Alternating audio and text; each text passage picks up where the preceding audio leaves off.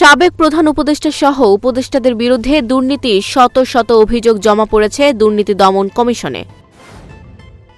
বিভিন্ন ক্ষেত্রে গৌরবোজ্জ্বল অবদানের জন্য দেশের দ্বিতীয় সর্বোচ্চ সম্মাননা ২১শে পদক ২০২৬ তুলে দেবেন আজ প্রধানমন্ত্রী।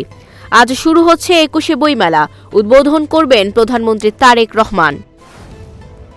কক্সবাজারে গ্যাস পাম্পের আগুন নিয়ন্ত্রণে দগ্ধ ১০ জনকে ভর্তি করা হয়েছে হাসপাতালে। গতকাল রাত ১০টা ৪৫ ঢাকা শহর সারা দেশে ৪.৫ মাত্রার ভূমিকম্প অনুভূত হয়েছে। মেট্রো স্টেশন এলাকায় কন্টেন্ট তৈরিতে নিষেধাজ্ঞা জারি করেছে কর্তৃপক্ষ। পিলখানা ট্র্যাজেডিকে রাষ্ট্রীয় মর্যাদা না দিলে ভবিষ্যৎ প্রজন্ম আমাদের ক্ষমা করবে না, বললেন প্রধানমন্ত্রী তারেক রহমান।